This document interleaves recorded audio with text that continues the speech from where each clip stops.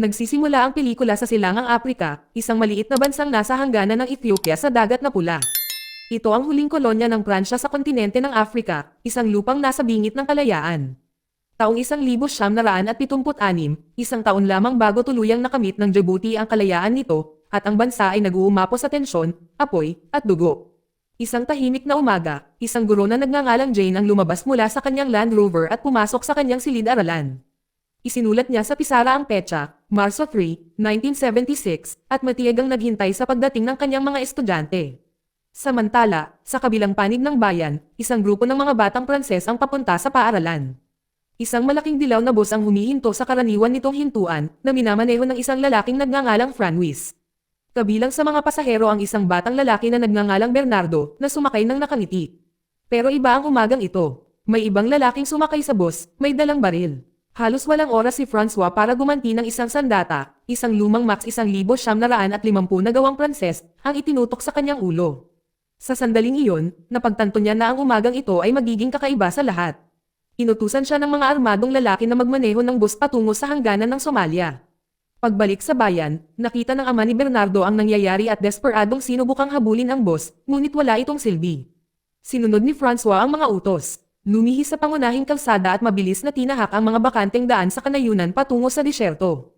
Sa loob, ang takot na mga bata ay nanatiling tahimik, sinusubukang manatiling kalmado sa ilalim ng pagbabantay ng kanilang mga bumihag. Di nagtagal, dalawang sasakyan ng militar ang sumulpot sa kalsada sa likuran nila, at tumindi ang habulan. Pagbalik sa paaralan, nagsimulang makaramdam si Jane na may mali. 9:00 na ng umaga at wala pang dumarating na kahit isa sa mga estudyante niya. Naglakad siya papunta sa isa pang silid-aralan para lang makita ang 4 na batang nakaupo roon. May kakilat-kilabot na nangyayari ngayong umaga. Sa kalsada, patuloy ang paghabol. Napilitan si Francois na bilisan ang pagmamaneho, habang naiinit na ang mga armadong lalaki. Sa unahan, naglagay ng harang sa kalsada ang French malapit sa hangganan. May mga spike strip na inilatag sa aspalto at ibinababa ang mga gate, ngunit diretsyong dumadaan ang bus nang hindi bumabagal. Pumutok ang mga gulong, namatay ang makina, at sa wakas ay huminto ang sasakyan sa gitna ng kalsadang disyerto. Sumugod ang mga sundalo mula sa bawat direksyon na nakapalibot sa lugar. Napagtanto ng mga terorista na wala ng pagpipilian. Pinalaya si Francois at ipinadala bilang isang mensahero, inutusang ihatid ang kanilang mga hinihingi. Banihag nila ang 21 na bata at gusto nila ng ligtas na paglalakbay patungong Somalia. Mabilis na kumalat ang balita hanggang sa Paris. Itinuring ng gobyerno ng Pransya ang kaganapan bilang isang gawaing terorista. Dalawang bagay ang hinihingi ng mga terorista, ang pag-alis ng France mula sa Djibouti at ang pagpapalaya ng mga bilanggong politikal na lumalaban para sa kalayaan. Bilang tugon, ipinatawag si Kapitan Andre Gerval. Pinamumunuan niya ang GIGN, ang piling unit ng pulisya na may taktika ng Pransya, na bagong tatag at sinanay para sa kontraterorismo at pagsadya ng mga bihag. Ito ang magiging una nilang internasyonal na misyon. Hindi nag-aksaya ng oras si Andre. Tinipon niya ang kanyang koponan, sumakay sa eroplanong pangtransportasyon, at dumiretso sa Djibouti. Pagdating niya, nakilala niya ang isang Amerikanong tagapayo, si Philip Schaeffer, isang operatiba ng CIA na ipinadala upang pangasiwaan ang misyon. Samantala, sinimulang ihanda ng mga tauhan ni Andre ang kanilang mga sandata. Sa hangganan, nagmamadaling pumunta si Jane sa pinangyarihan. Nang marinig niya ang tungkol sa pag-hijack, nagmakaawa siya kay Kapitan Romani, ang opisyal na namamahala, na payagan siyang magboluntaryo bilang bihag. Nang tumanggi siya, matapang siyang kumilos, dumiretso sa bus. Sinubukan niyang makipagkatuwiranan sa pinuno ng salarin, isang lalaking nagngangalang Barkad, na sinasabi rito na kakailanganin siya ng mga bata. Kilala nila siya bilang kanilang guro at siya lamang ang makakapagpakalma sa kanila. Nagbunga ang kanyang katapangan. Pinag-isipan ni Barkad ang kanyang mga sinabi at kalaunan ay pinayagan siyang sumakay sa bus.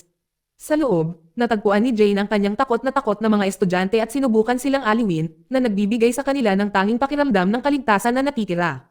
Pagsapit ng gabi, si Kapitan Andre at ang kanyang pangkat ng GIGN ay papunta na sa hangganan ng Somalia. Habang nakasakay sa mga truck ng militar, nagtatawanan at nagkukwentuhan ang mga lalaki, hindi alam kung gaano kadelikado ang magiging misyon nila. Nang sa wakas ay dumating sila, natanong nila ang na-stranded na school bus sa di kalayuan sa ilalim ng madilim na ilaw sa disyerto. Nakipagkita si Andre sa isang Pranses na general na nagngangalang Favart, na nagbigay sa kanya ng pahintulot na maghanda ng detalyado para sa operasyon.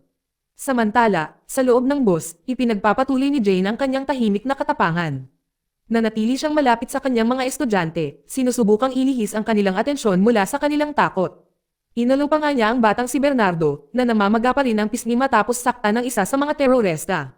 Ilang daang metro ang layo, sinimulan ni Andre ang isang tactical briefing. Nalaman niyang may 4 na ng hostage. Mga miyembro ng isang militanteng grupo na kilala bilang FLCS, ang hanay para sa pagpapalaya ng baybayin ng Somalia. Simpleng ngunit nakamamatay ang kanilang layunin, ang tumawid sa hangganan at makatakas patungong Somalia. Ipinadala ni Andre ang dalawa sa kanyang pinakamahuhusay na tauhan, sina Yorka at Jean-Luc Lauren, upang magmanman sa lugar at pamwesto bilang sniper. Tahimik na lumabas ang dalawa, may hawak na mga rifle, at nakahiga sa mabatong lupain. Samantala, si Andre ay lumapit ng mas malapit sa boss, pinagmamasdan ang bawat detalye. Nasira ang sasakyan sa gitna ng isang malawak at bukas na eroplano, kaya't wala nang mayaalok na tunay na panangga. Anumang galaw patungo rito ay agad na makikita. Gayunpaman, patuloy pa rin si Andre sa pagsulong, gumagapang palapit hanggang sa mapanganib na siyang malapit sa boss. Natigilan ang mga tauhan niya na nakamasid mula sa itaas. Biglang bumaba si Jane sa boss, balak mag-alis ng dumi. Natigilan siya nang makita si Andre sa malapit, ngunit nanatiling kalmado, tahimik na bumalik sa boss nang hindi inaabisuhan ang salarin. Pagkatapos, walang babala, may mga ilaw sa buong bukid. Nakita na si Andre, tumakbo siya para magtago habang nagkakagulo ang disyerto. Pagbalik sa command post, nakipagtalo ang kanyang galit na mga tauhan sa mga sundalong nagbukas ng mga ilaw na sumire sa kanilang palihim na plano. Ang operasyon ay nauwi sa kalituhan. Gayunpaman, sa loob ng boss, nanatiling kalmado si Jane. Naupo siya sa tapat ni Barkad na nagsimulang magsalita. Isiniwalat niya na dati rin siyang guro, tulad niya. Aniya, mahal na mahal niya ang kanyang mga estudyante, kaya hindi niya kayang makita silang lumaki sa ilalim ng pamamahalan ng mga dayuhan. Sa loob ng tolda ng general, galit na galit si Andre. Nakompromiso ang buong misyon niya sa pagmamanman at humihingi siya ng kasagutan, ngunit halos hindi tumugon ang general. Sa halip, tinanong niya kung paano plano ni Andre na isasagawa ang mga operasyong militar na nakatakdang gawin kinabukasan. Mahinahon at tumpak na ipinaliwanag ni Andre ang kanyang pamamaraan. Ang plano ay sabay-sabay na pabagsakin ang 4 na hostage gamit ang coordinated sniper fire. Isang simpleng plano, ngunit mabilis at nakamamatay din. Hindi kumbinsido ang general na si Favart. Halos 1 taon pa lamang ang GIGN, wala pa ring karanasan, at ito ang kanilang unang internasyonal na operasyon. Kung mabibigo ang plano, mapapahiya ang France sa harap ng mundo. At dahil mahigpit na inoobserbahan ng CIA ang misyon, maaaring maging kapwa-pahamak ang mga kahihinatnan nito. Ang pangunahing inaalala ni Favart ay hindi ang mga terorista, kundi ang banta ng militar ng Somalia o mga dayuhang milisya na maaaring makialam anumang oras. Noong panahong iyon, ang Somalia ay nasa ilalim ng malakas na impluwensya ng Sobyet. At kung lalala ang sitwasyon, madaling madudurog ng hukbong sinusuportahan ng Sobyet ang presensya ng mga Pranses sa Djibouti. Pero hindi umatras si Andre. Dahil sa tiwala niya sa kanyang mga tauhan, iginiit niyang ituloy ang plano. Binigyan niya ng briefing ang kanyang pangkat, sinusuri ang bawat armas, at iniutos na maghanda para sa operasyon ng pagsadyak sa Bukang Liwayway. Pamwesto ang mga sniper sa burol, pinapanatili ang kanilang distansya mula sa hangganan sa pagitan ng Somalia at teritoryong kontrolado ng Pransya. Habang sumisikat ang unang liwanag sa disyerto, tahimik na pamwesto si Andre at ang kanyang pangkat. Bawat lalaki ay may dalang mahabang rifle at isang sidearm. Sa pamamagitan ng kanilang mga teleskopyo, tila hindi gumagalaw ang boss. Tila hindi nasaktan ang mga bihag, at sa sandaling iyon, parang nagyelo sa katahimikan ang disyerto. Sabay-sabay na nakakak ang 5 rifle. Bawat sniper ay may kumpiyansa at handa. Nakatalaga ang mga target. Ang natitira na lang ay ang utos na magpaputok. Tinawagan ni Andre ang general sa radyo, humihingi ng pahintulot na isagawa ang misyon, ngunit negatibo ang naging tugon. Nakialam na ang mas matataas na awtoridad sa Paris. Iniutos nila na walang babaril hanggat hindi pa nakakalaya ang lahat ng mga bihag maliban sa isa. Sa madaling salita, dapat munang palayain ang mga bata. Galit na galit si Andre. Alam niyang hindi ito tungkol sa estratehiya. Tungkol ito sa politika. Ayaw ng France na mawalan ng mukha sa harap ng mga Amerikano o sumugal na pukawin ang Somalia at ang kanilang mga kalyadong Sobyet. Kaya, napilitan ang squad na maghintay, nakahiga sa ilalim ng nakapapasong araw sa Afrika habang tumatagal ang mga oras. Nagpapatuloy ang labanan hanggang sa makatanggap si Andre ng mga bagong utos. Gusto ng general na magpadala ng mga supply sa mga bihag. Isang puting sasakyan ang dahan-daang papalapit sa na-stranded na boss. Lumabas si Kapitan Romani na may dalang pagkain para sa mga batang nasa loob. Nagmakaawa siya sa pinuno ng mga kidnapper na palayain ang ilan sa mga bata kapalit ng pagkain, ngunit tumanggi ito. Napupuno ng tensyon ang hangin. Pagkatapos, isa sa mga batang babae, ang batang si Luis, ay tumakbo papalapit at niyakap ng mahigpit si Kapitan Romani. Kasabay nito, may napansing paggalaw si Andre sa kanyang teleskopyo. Papalapit na ang armadong milisya ng Somali mula sa malayo, kumpleto sa kagamitan. Malapit nang maging magulo ang sitwasyon. Sa loob ng bus, sumabog ang tensyon, tumanggi si Romani na isuko si Luis habang nagmamakaawa si Jane kay Barkad na ibaba ang kanyang sandata.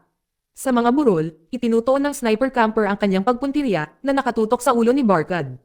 Nag-alangan si Andre, alam na sa isang maling galaw ay maaaring ikasira ng kanilang buong buhay. At pagkatapos ay isang putok ng baril ang pumutok sa katahimikan. Pinatay ni Barkad si Kapitan Romani sa malapit na distansya. Umalangaw ang takot sa buong eksena. Sa pamamagitan ng sniper scope, hindi makapaniwalang pinanood ng team ang pagkaladkad palayo sa walang buhay na katawan ni Romani. Lumipas ang 30 minuto at naging mabigat ang kapaligiran. Naubusan na ng lakas ang grupo ni Kapitan Andre, naipit sa gitna ng walang katapusang negosasyong pampulitika at pag-aalangan sa diplomasya. Isang buhay na ang nawala at mabilis na bumababa ang moral. Sa loob ng bus, nanatiling nag-aalala si Jane para sa batang si Bernardo, na lumala ang sugat sa mukha. Nagmakaawa siya kay Barkad na hayaan siyang maghanap ng gamot, ngunit hindi siya pinansin nito. Nakatuon siya sa ibang bagay. Naghihintay ng kanyang paglaya at suporta mula sa mga puwersang milisya ng Somali. Samantala, sa command post, nakipagtalo si Kapitan Andre kay General Favart. Iginiit ng general na dapat silang umatras. Ang koponan ni Andre, kung tutusin, ay nagmula sa Paris, hindi sa Djibouti. At dahil walang malinaw na utos mula sa mas mataas na pamunuan, gusto ni Favart na huminto muna sila at maghintay. Ngunit bago pa man magpatuloy ang pagtatalo, biglang sumulpot si Jane, kasama si Bernardo. Sa kabila ng lahat ng posibilidad, nakumbinsi niya si Barkad na palayain ang bata, na ang kondisyon ay lumalala na. Sinamantala ni Andre ang pagkakataong ito para tanungin siya. Ipinaliwanag niya na ang bawat isa sa mga kidnapper ay may dalang isang assault rifle at 2 granada, at pagsapit ng gabi. Plano nilang kunin ang lahat ng mga bihag patawid sa hangganan ng Somalia. Parehong napagtanto ni na Andre at ang general na nauubusan na ng oras. Kung hindi sila kikilos sa lalong madaling panahon, maaaring hindi na muling makita ng mga batang ito ang kanilang mga pamilya. Maya-maya lang, sa wakas dumating na ang mga supply. Tumatanggap ng pagkain at tubig ang mga sundalo at si Jane naman ay nagdadala ng mga bote ng tubig at maliliit na rasyon para sa mga batang nasa loob ng bus. Habang tumatagal ang araw, umakyat si Andre sa mas mataas na lugar kasama si Philip, ang tagapayo ng CIA, upang siyasatin ang sitwasyon. Pareho silang nagulat sa kanilang nakita. Sa gitna ng milisyang Somalia na nagtipon malapit sa hangganan ay nakatayo ang isang puting lalaki. Pinag-aralan siyang mabuti ni Philip at napagpasyahan niyang siya si KGB. Isang operatiba ng paniktik ng Soviet. Isa itong nakapangangilabot na paalala na kahit sa liblib na sulok na ito ng Afrika, malaki pa rin ang anino ng digmaan. Pero habang tumatagal ang paghihintay nila, lalong lumalala ang mga bagay-bagay. Pagod na pagod ang mga lalaking taga-Paris, humihina ang kanilang lakas sa ilalim ng walang awang sikat ng araw sa Afrika. Kumakabog ang kanilang mga ulo, nanlalabo ang kanilang paningin, at alam ni Andre na ilang oras na lang ang itatagal nila bago sila tuluyang maramdaman ng init. Tapos may lumitaw na sasakyan sa di kalayuan. Ito ang transportasyon na sinadya upang dalhin ang mga bata sa Somalia. Dumating na ang sandali ni Barkad. Humingi ng pinal na pagsang-ayon si Andre para makipag-ugnayan, ngunit muling tumanggi ang general. Dahil sawang-sawa at bigo sa walang katapusang politika, gumawa ng desisyon si Andre. Kikilos siya ng may pahintulot man o wala. Ang mga target ay nakumpirma sa huling pagkakataon. Tahimik na nagutos si Andre at ang mga rifle ay pumutok ng maayos. Umalangaw ang mga biglaang putok sa buong hangganan. Nabuwal ang mga tauhan ni Barkad at ang milisyang Somali, nagulat at nalilito, ay sumugod patungo sa linya ng bakod, naghihintay sa kanilang susunod na mga utos. Sa loob ng bus, patay na si Barkad at ang kanyang mga tauhan. Hangin na ang putok ng baril, tanging katahimikan na lamang ang natitira sa gitna ng matinding katahimikan ng disyerto. Kinalma ni Jane ang sarili at sinimulang gisingin ang mga batang nakatulog na sa pagod. Mula sa malayo, napansin ng huling nakaligtas na militante mula sa grupo ni Barkad ang paggalaw. Dahil sa kainahinala, tumakbo siya papunta sa bus, determinadong patayin siya. Bago pa man siya makalapit sa kanya, isang bala ang pumutok sa ere at nat-ambush siya bago pa man siya makapagpaputok. Ipinapakita ng kuha na iyon ang posisyon ni Andre. Sa loob ng ilang sandali, nagpaputok ang milisyang Somalia sa lahat ng direksyon. Humahagupit ang mga bala sa buhangin habang umuugong ang mga machine gun sa buong eroplano. Ang mga mandirigmang ito ay hindi katulad ni Barkad o Andre. Wala silang pakialam sa mga target o taktika. Pinaputukan nila ng mga bala ang lahat ng gumagalaw. Walang humpay na pagpapaputok ang mga MG-42. Kasabay ng ugong ng lumang bakal na ayaw tumigil. Gumanti ng putok ang koponan ni Andre mula sa kanilang kablihan, at ang kanilang mga rifle ay mabilis na pumuputok.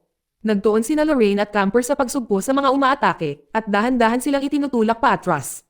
Ngunit inilipat ng milisya ang target nito patungo sa bus, na nagpadala ng sunod-sunod na bala patungo sa mga batang nakulong. Nang makita ito, nagmadali sina Yorka, Camper, at Teniente Pierre upang protektahan ang bus. Sa loob, kinuha ni Jane ang sandata ni Barkad. Nanginginig ang kanyang mga kamay, ngunit kinalma niya ang sarili at naghanda na ipagtanggol ang mga estudyante. Sumakay sina Yorka at Camper sa bus at sumama sa kanya habang tumitindi ang labanan. Sa gitna ng kabuluhan, aksidenteng nabaril ni Elrain ang isang lalaki sa hanay ng mga Somali, ang puting dayuhan na siyang nagdidirect sa kanila. Siya ang pinaghihinalaang ahente ng KGB na nagpasiklab ng alitan mula sa mga itim. Kahit na marami sa kanilang mga tauhan ang namatay, patuloy pa rin ang pagsulong ng mga mandirigmang Somalia. Parang walang makakapigil sa kanila. Para sa bawat taong nag-apa, may isa pang bumabangon, para lamang muling maputol. Ang larangan ng digmaan ay nagiging ilang ng usok, apoy, at mga bangkay. Tinamaan si Camper sa binti, ngunit patuloy na lumaban hanggang sa tuluyang umatras ang kalaban. Nang hamupa ang alikabok, mas mabigat ang pakiramdam ng katahimikan kaysa sa sunod-sunod na putok ng baril. Ang lupa ay puno ng mga patay. Si General Favart, matapos ang kanyang mga negosasyong pampolitika, ay nagpadala ng mga sasakyan upang kunin ang mga bihag. Isa-isa, ang mga bata ay nailigtas. Ngumiti sina Yorka at Camper ng pagod na ginhawa, ngunit nawala ang ginhawang iyon nang mapansin nilang hindi gumagalaw ang isa sa mga bata. Nabaril si Luis. Para kay Kapitan Andre, ang isang pagkatalong iyon ay nagpapawi ng anumang pakiramdam ng tagumpay. Pagkalipas ng ilang oras, nakipagkita siya kay General Favart na bumati sa kanya sa tinatawag niyang matagumpay na misyon. Hindi matanggap ni Andre na may namatay na batang babae, at para sa kanya ay isa itong kabiguan. Tinatanong niya kung sino ang magkakaroon ng lakas ng loob na sabihin sa mga magulang ng pantas na namatay ang kanilang anak na babae sa isang misyong itinuturing na matagumpay. Sabi ni Favart, mas mabuting ilibing ang isang bata kaysa mawala ang isang buong klase at ang kanilang guro. Walang may dudulot na kapanatagan ang kanyang mga salita. Para kay Andre, ito ay lubhang personal. Isa rin siyang ama, na may batang anak na babae sa Paris na nakahiga sa kama ng ospital dahil sa sakit. Pagsapit ng gabi, muling nakakasama ng mga natitirang bata ang kanilang mga pamilya. Naghahanda si Andre at ang kanyang mga tauhan para bumalik sa France. Pagkalipas ng isang taon, nakamit ng Djibouti ang kalayaan at naging isang malayang bansa. 3 buwan pagkatapos ng operasyon, opisyal na kinilala ang pangkat ni Andre bilang GIGN. Dito nagtatapos ang kwento. Salamat sa panonood kaibigan.